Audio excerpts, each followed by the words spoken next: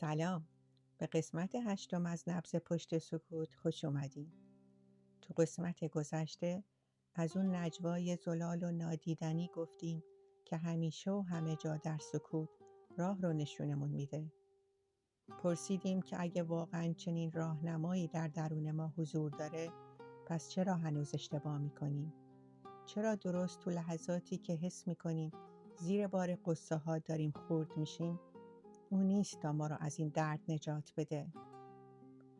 زمین برای روح یه مدرسه است که در اون فرصت رشد و آگاهی براش قرار داده شده. ما اینجا نیومدیم که مثل عروسکای کوکی مسیرهای از پیش برنامه ریزی شده و بدون خطا رو طی کنیم. خیلی وقتا ما انتخاب اشتباهی میکنیم و بعد باید نتیجه همون انتخاب رو هم تجربه کنیم. استاد درون معلم صبوریه که در تمامی تصمیمات و کارهای درست و اشتباه ما همراهمونه.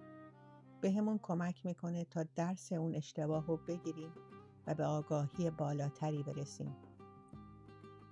وقتی درگیر درد و رنجیم، ذهنمون شروع به فریاد زدن میکنه.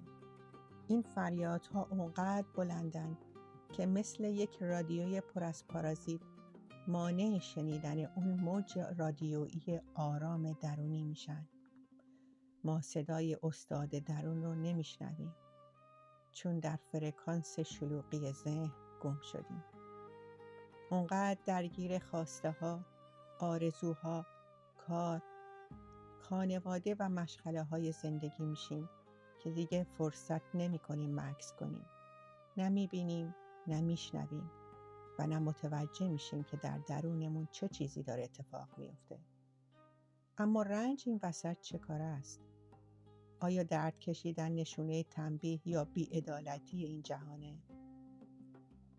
وقتی دستمون به یه جسم داغ میخوره، دردی که در 1/100 ثانیه تمام وجودمون رو میگیره دشمن ما نیست. زنگ خطریه که سیستم عصبی به صدا در میاره تا دستمون از سوختن نجات پیدا کنه. رنج ها هم میتونن همین نقش داشته باشن. زنگ بیدار باشی که میگه از مدار تعادل و حقیقت درونیت فاصله گرفتی. بایست و نگاه کن. رشد بدون رویارویی با تضادها ممکن نیست. ما در دنیای دوگانگی زندگی میکنیم. دنیایی که در اون خیر در کنار شر، روشنایی در کنار تاریکی و درستی در برابر نادرستی معنا پیدا میکنه.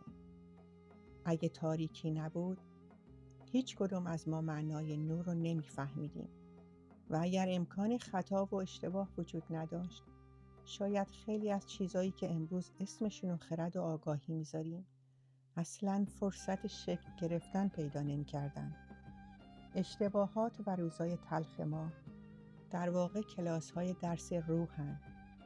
از دل همین استکاک‌ها و زمین خوردن هاست که میشه درس‌های عمیقی مثل صبر، بخشش، پذیرش و تسلیم رو یاد گرفت. گاهی وقتی تمام درهای بیرونی به روی ما بسته میشن و به بن‌بست میرسیم، تازه بر میگردیم و به درون نگاه میکنیم.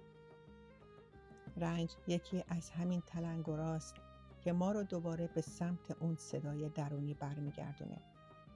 اون چه ما در لحظه بهش میگیم بن‌بست یا بدبیاری، در نقشه بزرگتر زندگی یه جابجایی ضروری برای نجات و بیداری ماست. ما فقط یک قطعه از پازل رو میبینیم، در حالی که هوشمندی جهان تمام تصویر رو پیش رومون داره. اما نقطه گره خوردگی زندگی خیلی از ما درست از همین جا شروع میشه.